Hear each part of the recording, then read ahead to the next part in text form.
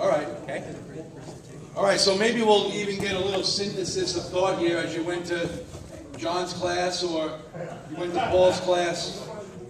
So if you have any questions, you can direct it at one of our friends here, and then if you guys want to sort of chime in afterwards for a minute, just if you have something to contribute.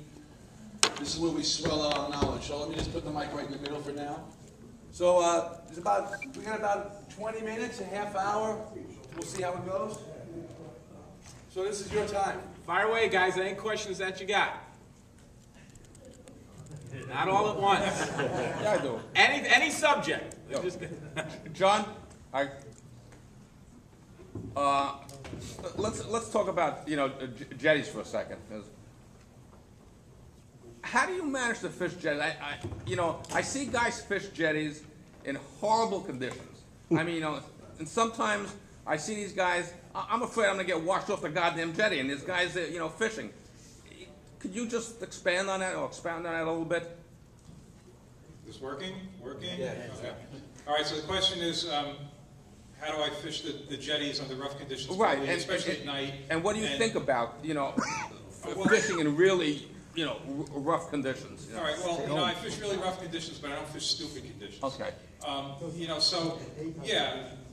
For example, you know what? A huge storm blowing in, and yeah, maybe I'm showing up and you look at it and it's horrendous, but you know what? Maybe I'm waiting for that tide to turn, because when that water starts going out, as you mentioned, how you get the fly fish down at the bottom, on the outgoing tide. So a lot of times the outgoing water will knock down that surf. So I'm planning the trip carefully to begin with. The other thing is, it's kind of experience. If you've done it enough, you kind of get a feel for what's stupid and you shouldn't be doing it, and what's okay to do.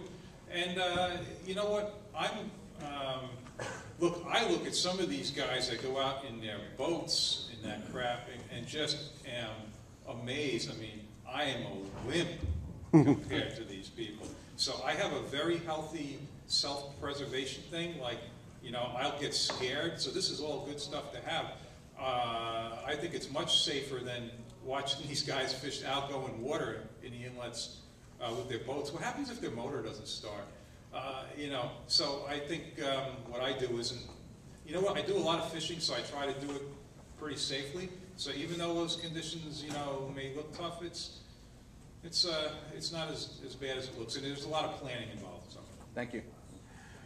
If I could add a little bit to that. Oh, yeah. I have a little bit of experience fishing under bad conditions, because that's when crazy people in Montauk fish. We love fishing under the lighthouse, which is a jetty, basically, and we love doing that in the middle of a nor'easter. And basically what it's about, it's about being prepared. You have to wear corkers, obviously. When I do it, I'm wearing a wetsuit, so if I get hit with water, it just rolls off me like water off a duck's back. But when we're doing that at the lighthouse, there's probably 20 of us there, so it's not like we're alone when all this is happening. Somebody goes in the water, someone's there to help them out. And I can honestly say that at the lighthouse during a nor'easter is when big fish are going to be caught. That's when that 76 was caught there. I don't know, was it Mark Malinowski? I can't remember who caught that one. But anyway, somebody caught a 76 in the middle of a storm. And I believe there was also a 50 caught that same night. So the big fish get pushed in, and we fish. Let me follow up on that. Anybody there? Sure. What do you use? I mean, the wind's blowing in your face or blowing horizontally across you. You got to get something out there. Yeah. I mean, basically, there's one thing and only one thing that you can fish, and there's two. You can fish a tin, but in Montauk, we're all fishing 3-ounce bucktails at that particular moment. Gotcha. Sometimes even 4, with dressed with a pork rind. Okay. Thank you.